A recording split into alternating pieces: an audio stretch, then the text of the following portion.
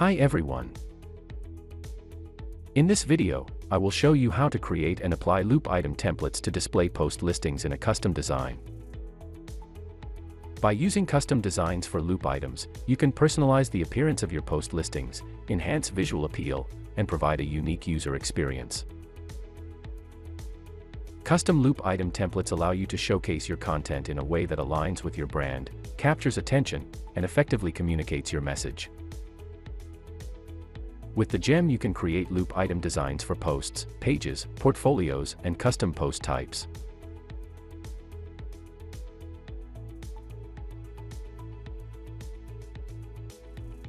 In this video, I will show you how to display listings with custom post types and custom fields. For this purpose, in my TheGem installation, I have created a custom post type using the Advanced Custom Fields plugin. Also, I have added custom taxonomy and custom fields which I would like to output in my listings dynamically. Let's imagine you are running a car rental company and you have a listing of cars that you would like to display as a catalog on your website. Apart from the title and the image, each car displayed in the listing should have special specifications and a button to the car details page. Let's assume that each car in our listing should look like this. Okay, let's begin by creating our loop item template. To create the loop item template, follow these steps. Go to TheGem and navigate to the Templates Builder section. Select the Loop Item tab. Click on the Add New button to create a new loop item template. Templates Builder pop-up appears asking you to specify the name of the template. Click on Create Template. Editor starts loading. In the editor, you will see the Loop Item Builder group of content elements. These are the loop item specific content elements. Most of these elements are dynamic elements and their content is populated by the post-specific content. Of course, all other content elements, which do not have post-specific functions, like buttons, icons, and many more, can be used in loop item template as well. At this point, it's important to note that the default preview post displayed in the editor for the loop item is the latest blog post from your WordPress installation. However, you can easily change this preview post and post type by following these steps. Go to the settings and open Preview Settings. Choose the custom post type Cars, and select a single post of this custom post type as the preview post. By changing the preview post to a custom post from the car post type, you can see how it will appear in your listing. For the TheGem WP Bakery theme version, you can select the preview post and adjust its width directly in WP Bakery using the options provided in the top bar. Okay, let's take a closer look at the loop item design we want to replicate. The following elements should be included: post title, post excerpt, post custom fields, button linking to the single post, featured media, post featured image, video, gallery, or audio based on post format settings, post meta, taxonomy terms in my case. To add these elements to our template, I will demonstrate the process using Elementor Page Builder. However, these steps remain the same in the WP Bakery Page Builder. First, I create the basic structure of the item by adding columns, adjusting their width, and applying a shadow effect. After that, I add the featured media in the first column and adjust its settings. Now, I wish to display the post taxonomy in the upper left corner of the featured media. I add the post meta element. Select terms as the post meta type, and choose the term I want to display. Now comes the question of how to display this post meta on the featured media. I go to the Advanced tab and use the Position Absolute setting, selecting the respective vertical orientation. In the second column, I add the post title. The post title is automatically linked to the respective single post. Under the title, I include the post excerpt. Now it's time to incorporate the post custom fields. Custom fields are a well-known concept in WordPress that allows you to personalize your content by adding additional data or information to your posts. With custom fields, you can include various types of content fields on a per-post basis and customize these fields with individual values for each post. I add the first custom fields element below the post excerpt. In the source field, I select the custom fields group that I have added in the Advanced Custom Fields plugin. Then, I choose the specific fields I want to display and customize their styling accordingly.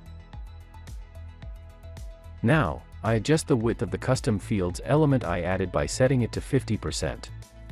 I then duplicate this element to have another instance. Now, all that's left is to select the desired fields to be displayed in this duplicated element. Good, now I need to display the price and the Book Now button in one line. To achieve this, I add an inner section divided into two columns.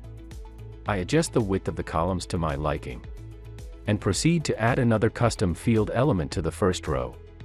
Just like with the previous custom fields, I select the ACF fields group in the source settings, and then choose the respective field that I want to display. Since I want to display the price in the correct price formatting, I select number as the field type for my custom field, and add the desired prefix and suffix. As the last element, I add the Book Now button to my loop item template. To link the button to the respective single post, I utilize the dynamic tags feature. In the link field of the button, I select page/post URL as the value. Let's preview our loop item template. Excellent, it appears to be in good shape. Now, let's explore how to apply this loop item template to the posts and listings.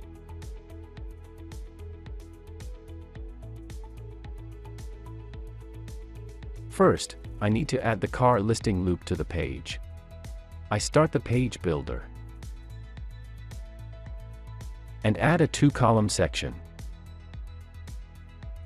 The first column is designated for the grid filter, which will be covered in a separate tutorial. For now, let's assume that the grid filter has already been added. Next, I drag the post's extended grid content element to the second column. By default, the grid displays all blog posts. To modify this, I navigate to the query section and select my custom post type using the show field. Now, the loop is populated with the posts from the car's post type. Moving back to the layout section, I locate the skin source field and choose Templates Builder.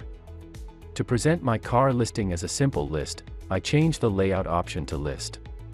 In the Select Loop Item Template field, I select the previously created loop item template. As a result, the template is successfully applied. Now, I save the changes and preview the car listing. Excellent. The car listing now appears exactly as desired, showcasing all the necessary information for each car.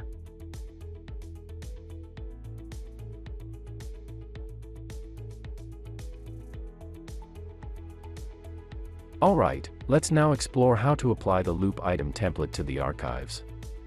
In our example, we have a custom post type called cars with a custom taxonomy called car make. When a website visitor clicks on the Audi category, now, as you can see, the default blog grid design is applied. However, we want to display a list of all Audi cars using the custom loop item design we created earlier. To achieve this, I recommend using the TheGem Templates Builder to create the archive template and apply it to the car makes taxonomy.